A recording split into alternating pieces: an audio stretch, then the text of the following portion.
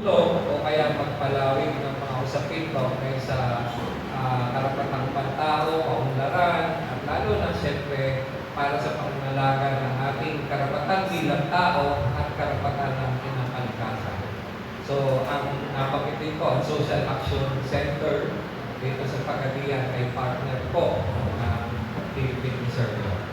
So, ang aming tatalakayin ko ngayon ay yung bill, no? Ibig sabihin, may panukalang batas po sa Kongreso na ang panukalang batas ito, alam natin, yan ay dumadaan sa mahabang proseso. At alam natin din, kapag ang bill na pinopropose natin ay walang suporta ng mga congressman at senador, ay kahit na anong ganda o nilalaman ng ating bill, ay hindi rin po siya magiging batas. Kaya ang sa dulo po ng ating meeting, at the end of our meeting, part nun ay may advocacy planning. At paano ba tayo sa bahagi natin, individual o bilang komunidad o grupo, ay makatulong tayo para ma-advocate natin sa Kongreso na magkaroon tayo ng batas ng kaugnay ng pagkilala sa karapatan ng inangkalikasan. Pero siyempre, importante dahil kayo magkakampanya para sa bill, maganda na unawaan natin ito. At ito pong yun yung magiging layunin ng aking presentation. Ang pinaka maganda sana na yung presentation, pero anyway, ang pinagbabatayan nitong panukalang batas o bill ay ma-recognize na may karapatan ang inangkalikasan. Ang term po na ginagamit natin ay recognize, hindi po grant. Kasi pag grant, ibig sabihin, binibigyan mo. Pero ang ating balangkas, ang ating framework, ang kalikasan at lahat ng mga nilalang na nandyan, tao at mga non-human animals, at lahat ng mga nilalang ng Diyos na nandyan na makita natin, kinikilala natin na may karapatan. Iba po yung grant. Dahil alam nyo, di ba, member kayo ng mga asosasyon? Sino member dito ng mga asosasyon? Oo. O di ba, pag nag-co kayo, i-register, o kaya sa CDA kung po, o kaya kung korporasyon, magre-register sa Securities and Exchange Commission. Sa mata po ng batas, itong mga na-register sa CDA, sa SEC, siya po ay nagkakaroon ng karapatan. So kaya ang korporasyon pwede bumili ng mga ari-arian, pwede siya mag-file ng kaso. Pero ang Mother Nature, hindi ganoon. Hindi siya kaparehas ng mga korporasyon na ginagrant. Ang sa akin, yung term natin, recognize. Kailangan natin kilalanin. At ito ang pinakalayunin nitong batas. Itong panukalang batas na kilalanin ang karapatan ng inangkalikasan. So, ang sunod na tanong, bakit ba? Bakit ba kailangan natin kilalanin o na magkaroon ng karapatan ang inangkalikasan? Meron po yung legal na usapin at ikalawa, yung pagtingin na tayo ay bahagi lamang ng kalikasan at hindi tayo gaya ngayon na yung tao na dominate niya yung earth at naging siya yung pinaka-destructive na animal. At dinominate niya yan, nandiyan ang pagkasira ng dagat, ng gubat, at kaya ngayon tayo humaharap sa krisis tungkol sa klima ay dahil na rin sa pagpapabaya o sobrang pagpapabaya ng tao sa kalikasan na hindi natin kinikilala. Ganun po yung framework ng bill. Gusto niyang kilalanin ang mga karapatan ng inangkalikasan. Mamaya, papaliwanag natin ano ba pag sinabing karapatan na gaya ng tao, ano ba ang karapatang kikilalanin natin na karapatan ng inangkalikasan. Kasi tayo mga tao, anong mga karapatan natin? Right to ano? Right to Right to life. Ano pa? Right to Love. food. Right to love. Right to love. Right to suffrage. Suffrage. right to health, right to vote, right to self-determination ng mga kapatid nating IP. So, ibig sabihin, ganoon din po ang inang kalikasan. Magkakaroon siya, dapat siya ay kilalanin na meron din siyang karapatan. Dahil ang pinaka-outcome na gusto natin, mas higit na mapoproteksyonan ang inang kalikasan kung kikilalanin natin na meron siyang karapatan, gaya ng isang tao. So, at ang human rights at ang rights of nature, siya ay nagko-coexist. No? Isa yung pagkilala natin. Nagsimula po, ako matatanda nyo, nagkaroon ng salakyan, pagtas ng salakyan, ay nakapagkaroon ng isang General Assembly itong Rights of Nature. Kaya, nung dating Kongreso, ay itong Rights of Nature Bill, ito po ay pinanukala na rin natin sa Kongreso. Kaya lang siyempre, hindi naman sa umusok. So, ngayong 2023, 2022, inirefile po ulit itong bill at ang number niya po ngayon, Senate Bill 143, no? I love you, 143. Na in-sponsor po ni Senator Risa Ontiveros. Yun po. Sa lower house naman po, ay meron din pong tatlong bill na pinropose ni Joey Salceda. Ito yung House Bill 7128. And then yung House Bill number 7165 ni si Arnan Panaligan ng Mindoro. Si Salceda po ay congressman ng sa Bicol. No? Si Panaligan naman po ay sa Mindoro. At si House Bill 7127, si Edgar Chato ng Puhon. So, may tatlo pong panukala. So, ibig sabihin, meron na pong nasimulan sa Kongreso. Meron ng proposal na magkaroon ng batas sa pagkilala ng inang kalikasan.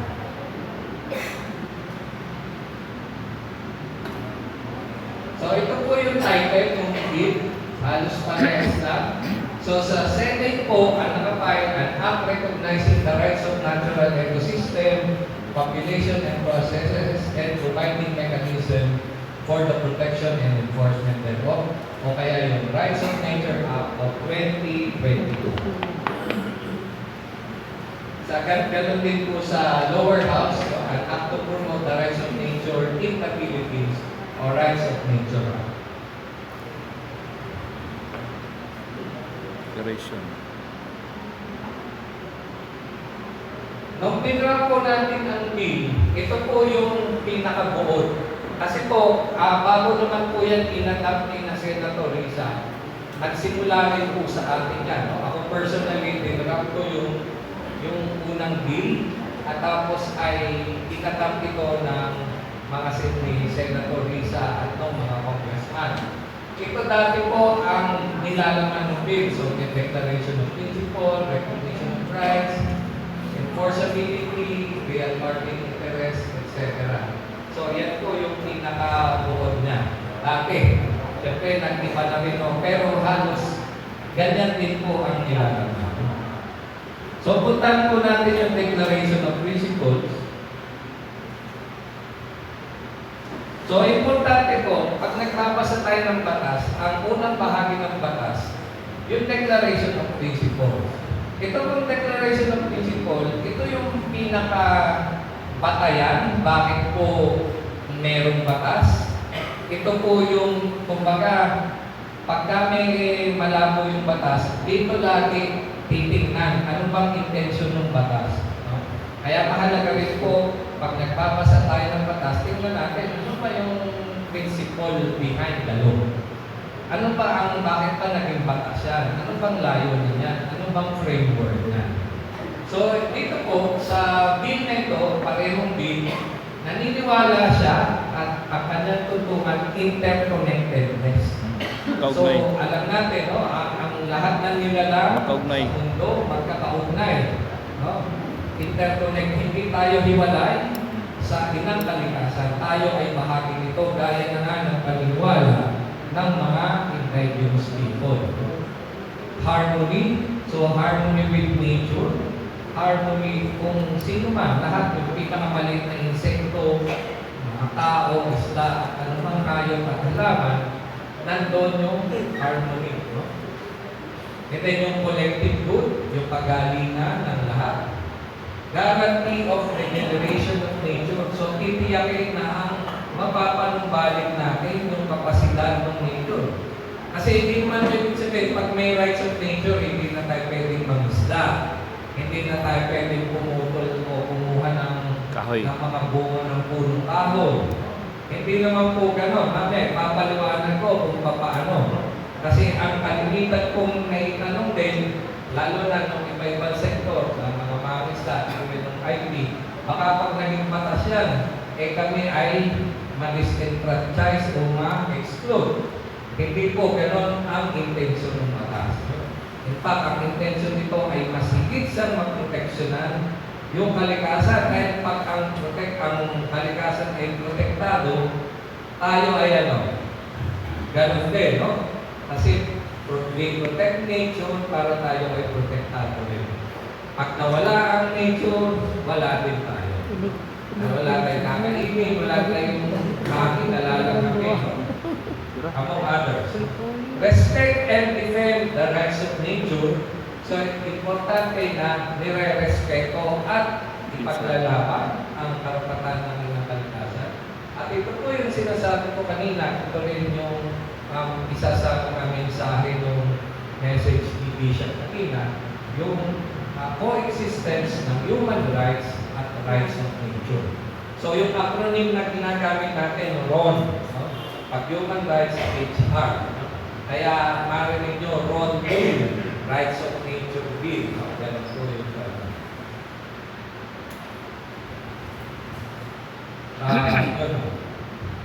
So, ito po ay declaration of principle. Sa pareho pong batas, yung nandun sa lower house at maging yung nakapile sa Senate, halos pareho lang po. At sinasabi niya, to recognize natural ecosystem and processes. May specific definition. So, ang pagtingin po ng batas ay bilang ecosystem. Hindi yung halimbawa, hindi po magiging lamang sa batas niya ng road. Pumutol kayo ng kumuha pa kalaki ng bunga o kaya ng isda kayo. Hindi po gano'n. Titignan po natin sa kabuuan. Kapag yung ecosystem halimbawa ng mga mangrove o kaya ecosystem ng mga coral reef, ng forest, at ito ay naapektuhan, nandoon po yung violation. So, ibig sabihin, ang mga mangisda, yung mga nakatira sa gubat, ang mga IPs, malaya pa rin silang makikinabang sa biyaya ng kagubatan, ng dagat. Subalit, titiyakin palagi na yung ekosistema ay hindi maapektuhan. Kasi ang titignan natin sa bilang ecosystem, no? Ganun po. Tayo ay bahagi halimbawa ng isang ecosystem. Sabihin, nandyan yung iba-ibang relasyon, yung ugnayan. Kumbaga, yung maliliit na hayop, pinakain yung mas malalaki, yung gano'n, no? Yung web of life, no? Ay yun ay bahagi ng ating natural na existence. At ito may term po dito na ginagamit, sui generis. Sa batas ko, pag sinabi po mong sui generis, parang ikaw ay distinct, ikaw ay kakaiba. Kaya kanina, nung sabi ko, ang mga korporasyon, ang mga cooperative, sila po ay create ng batas at binigyan ng karapatan. Pero ang mandato, hindi man niyang create ng tao. At yung karapatan niya, hindi naman tao nagbigay. Dahil nga, pagkilala natin, mayroon talaga siyang inherent na karapatan bigay ng tao. So, ang term po na ginagawa, sui generis, class by its own. So, hindi siya kagaya ng korporasyon. Dahil ang ibig sabihin din, no, di ba, ang korporasyon po, pagka kayo register, pwede kayong magkaso at pwede rin kayong makasuhan. Di ba?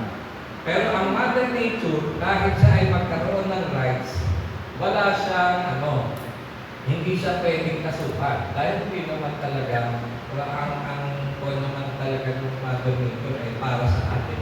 Kaya lang nagiging, di ba kaya bumabaha, hindi naman dahil ng Mother Nature.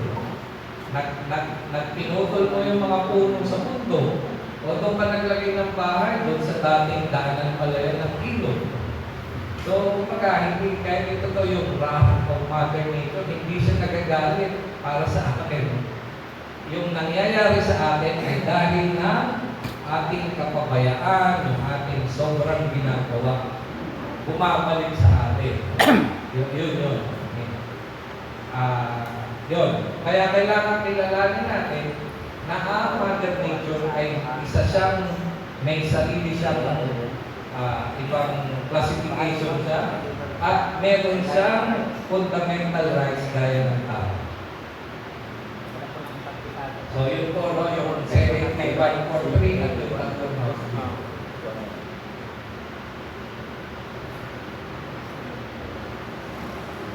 So ito po yung mga karapatan na meron siya dapat. Yung right to exist, right to thrive, right to habitat, diversity of life, yung natural evolution, right na ma-restore, at yung equilibrium. Ngayon, kung itatranslate yan doon sa batas, ito po yan. No? Pag binasa natin ang bill, ay meron yan po. Ganun siya nakalagay. Ano ang mga karapatan? Right to exist, maintenance of vital cycle, processes, etc.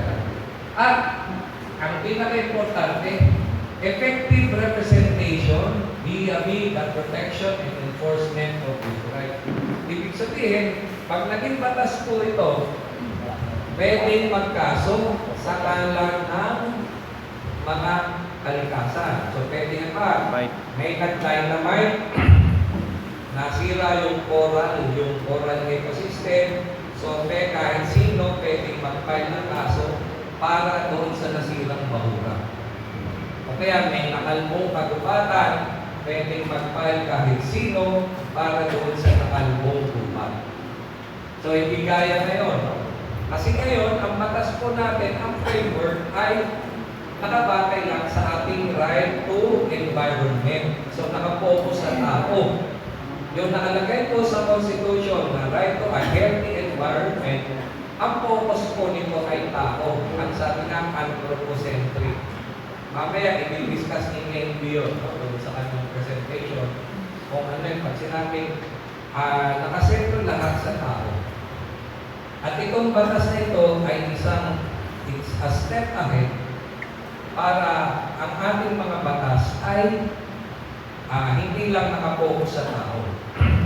Dahil ang sabi nga ng isang advocate din po ng rights of nature, karamihan, hindi naman lahat ng ating environmental laws ay ginawa actually para hindi yung masira, pero nandun na given na masisira ang kalikasan. Narinig niyo po yung ECC, Environmental Compliance Certificate. Diba? Kapag may mining, kailangan nila mag-secure ng ECC. Ang ibig sabihin lang po nito, ang ECC po ay isang monitoring tool, hindi siya permit. Pero pag inaral natin, ano ba isensya ang ECC? Nakalagay halimbawa sa isang ECC, kung kayo ay nagmimina. So halimbawa, kung sinabing kapag nasira, nalasod yung tubig, magkukumit ang mining company na linisin yung tubig. O kaya, kapag naputol yung mga kahoy, nagkukumit ang mining company na mag-replanting. So, even sa ating mga batas, na okay lang sirain ang kalikasan dahil pwede namang i-mitigate. Ganun po kasi siya. Ganun yung functioning ng ating mga batas. I-re-regulate, i-mitigate. Pero pag inisip natin na mas malalim, yung dati mong inalis dyan, hindi mo na yun, may ibalit pa ba natin yun? Hindi na, iba na siya. Maaaring sa pagmimina, kinalbo mo yung dagat, may mga insekto, maliliit na halaman dyan, na never pa na-discover at hindi natin alam na meron palang ganun. At pag rehabilitation, sige, papayagan ng batas magmina, may rehabilitation. Pero yung rehabilitation na yun ba, sa tingin nyo, maibalik pa niya yung dati? Hindi na. Siyempre, even yung mga batas natin, inaalaw niya yung pagkasira ng kalikasan. Dahil ang iniisip, ang framework ng mga batas, pwede namang imitate. May epekto nga, pero kaya namang i-contain. Ganun po yung premise ng ating mga environmental laws, karamihan. Pero ang focus din ito ay right to a healthy environment ng mga tao. Hindi healthy, hindi right ng kalikasan. So yun po ang pag-iiba rin. Pag sinabi, bakit pa kayo naglalabi pa ng rights of nature? Meron naman sa Constitution na kinikipan. So ganun din po, ang Mother Nature, kung mapapasa ang batas na ito, gaya ng sabi ko kanina, ay pag napatunayan sa korte, pwedeng mag-award ng more than damages. Pero yung damages po, hindi yung mapunta dun sa taong nag-file ng kaso on behalf ng Mother Nature. Mapupunta ito sa isang trust fund na gagamitin para ma-rehab, ma-restore yung nasirang ecosystem. So walang pakinabang po dito yung tao na magpapile. Dahil separately, ang mangyayari po nito, hindi naman natin i-amend yung mga existing environmental laws. Kasi example, sa Philippine Fisheries Code, di ba po bawal ang paggamit ng dynamite o explosive. Halimbawa, yung may nag-dynamite, nasira yung coral ecosystem. Ang mangyayari po nun, 2 kaso ang mapapile sa court kung ito ay batas na. So una, kaso sa paglabag ng Fisheries Code dahil pinagbabawal ang paggamit ng explosive or dynamite. Ikalawang kaso, kung batas na ito ay violation ng rights of nature. So 2 kaso. So mas matindi. Siyempre, ang problema kayo dito yung implementation, pero later na natin yung pag-usapan. Pero ang importante, doon sa example ko, pag kami na-violate yung karapatan natin sa environment, may presumption na na-violate din yung rights of nature. So, dalawa yung patutunayan doon pag nag-file ng kaso. Violation ng right to environment ng tao at violation ng right ng Mother Nature.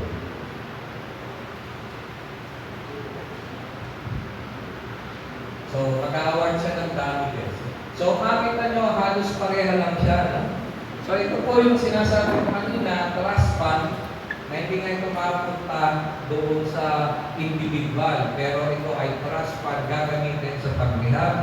At syempre, ang tanong, sino naman magmamanage na?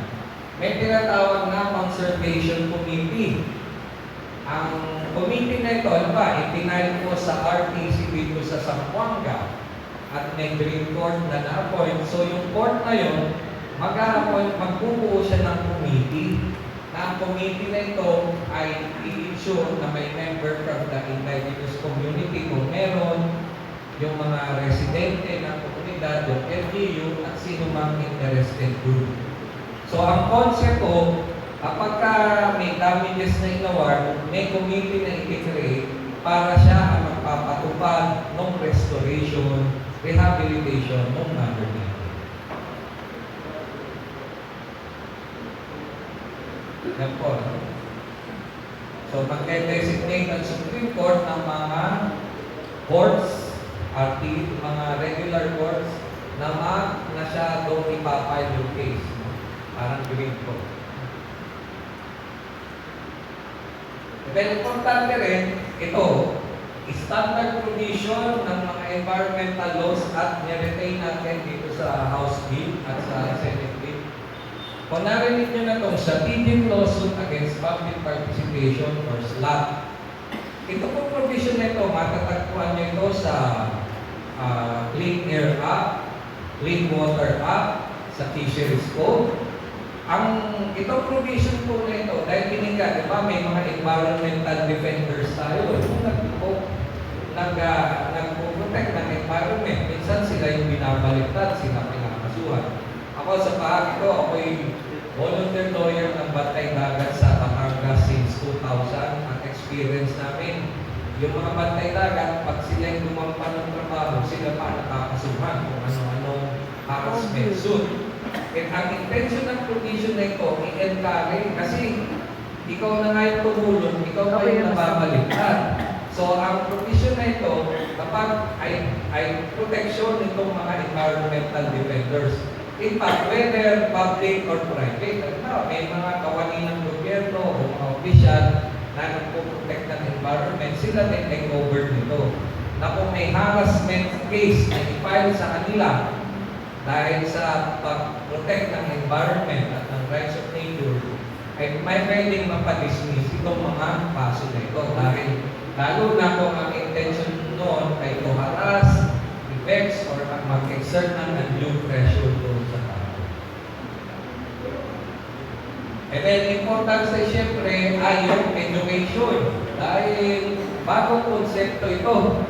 So, importante ay ito mapalawig itong kaalaman at pagkilala doon sa rights of nature. Kaya may provision po doon sa bill.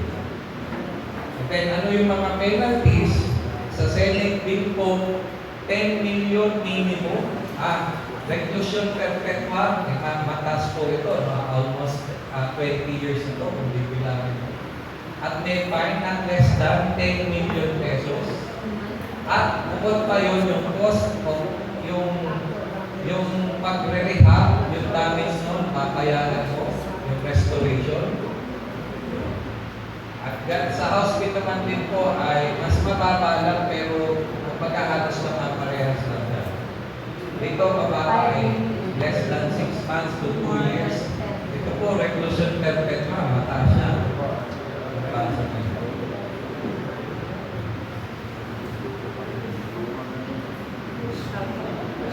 Ngayon, kung ang offender ay juridical person o mga corporation, corporation ng isang mining company, ang mananagot po yung officer, yung board of directors ng corporation. Ganyan din po doon sa mga existing laws namin.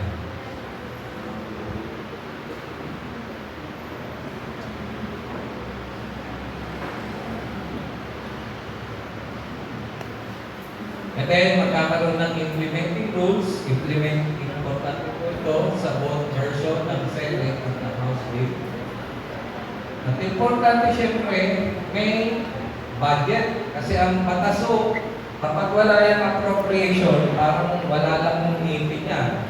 Kasi yung simpleng pag-meeting, paano ka pag-meeting para pag-usapan yung gagawin sa batas kung walang budget. Ganon din po sa mga ordinansa, di ba?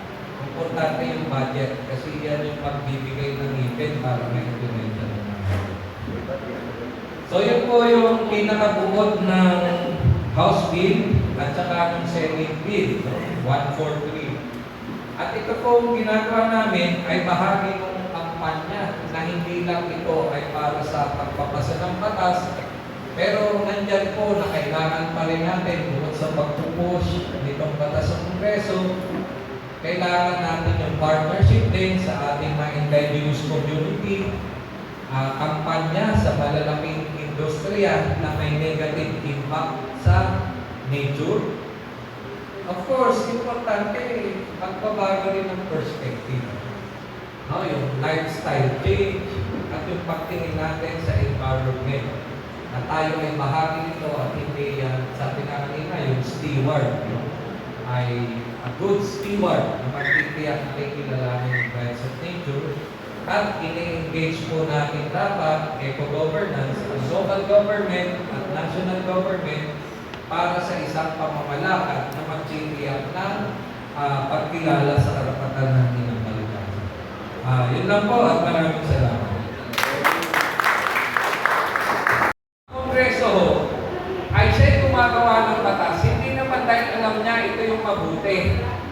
Ginagawa niya yung batas usually, depende sa public support. At public support doesn't mean it is a good law yung sinusuportahan. Ibig sabihin, ang paglalapit po natin na nitong road law, yung bill, kailangan natin ma-communicate ng maayos ano ba ang significance ito sa mga buhay natin. Kagaya yung OFW, yung Migrant Workers Act, nakita yung floor contemplasyon. Natakot maraming Pilipino. At sabi, kailangan suportahan ang OFW. So, kailangan mag-a-address ka sa fear, mag-a-address ka sa gusto, mag-a-address ka ano yung mahalaga sa iyo at the end of the day. Survival ang dahilan, bakit nagka-climate change. So, kailangan yung sagot doon, diskarte ito. Wala tayong nasasabi na hard, fast rule na ganito ang gawin natin at mapapasa yung batas. Lahat yan, diskarte. Ibig sabihin, kasama sa diskarte, kailangan i-map natin sino ba sa Kongreso ang willing mag-support. Sino ba sa Kongreso ang negosyo kapag napasa itong bill na ito ay maaapektuhan, lalo yung nasa mining, nasa mga industriya ng extractive, ng energy, nasa industriya ng paggagawa ng mga subdivision. So, kagaya ko ngayon, ang status ng bill, first reading pa lang mo siya. Kasi ang bill, ang batas o nagiging batas siya, first, second, third reading. Sa misa, dalawa lang, di ba? First, second reading. Sa batas, tatlo. Joke lang mo yun. Pero ang gusto kong sabihin, malayo pa ho. Kasi bago mag-second reading, may public hearing. So, kailangan natin tingnan, sino ba ang head ng Committee on Environment? Kasi dito siya naka-refer. O ang head ng Environment ng Senate, unfortunately, si Cynthia Villarco, ang head ng Environment. Yeah, sa mining. So, hindi. Nakitatak ko. So, gano'n din sa Kongreso. Kasi marami pong factors na kailangan mo i-consider, pero hindi ibig sabihin, di ba pag nagsosolve ka ng problema, inaalam mo ano yung given, ano yung nandyan. Tapos, doon mo aaralin, paano ba tayo di-discarte? No? So, pero matagal po, doon sa tanong na maaari ba itong hindi mapasa, laging nandoon ang oportunidad na hindi siya mapapasa kung hindi po tayo kikilos. Tagang mag-e-effort ka, doon sa ano yung pwede nyo gawin, marami po. No? At nabanggit mo yung experience about reproductive health.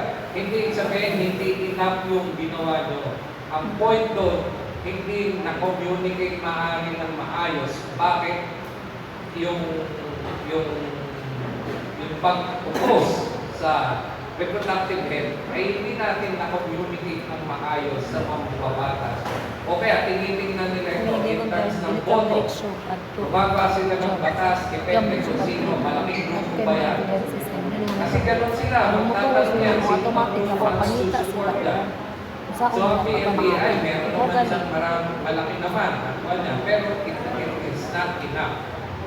So kailangan pagko-communicate nito. Ibig sabihin, even sa individual, sa mga pangkaraniwang tao, gaya natin, pag narinig yung Ron Bill, magkikreate na siya ng opinion na, dapat supportahan niya.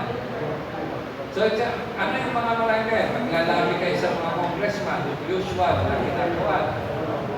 At yung tuloy-tuloy, at ito, matatapos ulit. At saka ang pagpaplano ho, ay dapat every 3 years. Bakit 3 years? 3 years ay nag-i-elect ng congressman, nagpapalit ng senador. At sabihin, pag nagplano sa kampanya, tingnan mo sa loob ng 3 taon, ano yung pwede mong gawin. Hindi ka pwede magsimula ng second year kasi sa third year lalo hindi pwede kasi iniisip na nila yung sunod na eleksyon. So, ang factors, marami tayong consider, pero ang pinakamalaki siyempre, yung warm bodies, yung public opinion na makikreate ito. Pwede natin itong i-connect sa climate change, climate survival, i-address natin survival ng kapaligiran natin, ng Mother Nature. So maraming paraan para mo siya i-communicate. No? At ang pagko-communicate, gawin na in a positive way. Hindi ating ang isang problema, ito personal ko lang mong pagtingin, sa campaign na anti-mining. Pag sinabi mo kasi no to mining, ang effect nun sa isip, wala kang gagawin, no. Pero kung sabihin mo, isa patas at alternative mining bill sa ipasara ang mina sa ganito. So, merong way ng pag-communicate at ang mga politiko nagre-react siya kung paano na-communicate yung message sa kanya. So, at ito, ginagawa na ito, kailangan lang i-coordinate, kailangan lang ma-organize yung efforts natin. Hindi naman nasayang na naglabi pero hindi napasa. Ang point doon, unti-unting inaabot yung pamalayan o consciousness ng mga tao na kailangan palang magsabatas ng road. Kaya hindi natin nasasagot ito ba ay mapapasa o kailan hindi natin alam. Ang importante, may gagawin tayo. Pag hindi pumasa, babalik ulit. Ano kailangan gawin? So, gano'n nun. Medyo mahirap po. At yun, ay alam nyo na, naranasan nyo na ito kung para maglaro. Kahit sa mga ordinansa, ganun din. No? Importante, may political mapping ka, sino ba yung mga nandiyan. Sino yung kakampi, sino yung hindi magkaaway, yung mag-compose, sino yung mga neutral, dapat natin sino. Ganun mo siya titignan. Okay.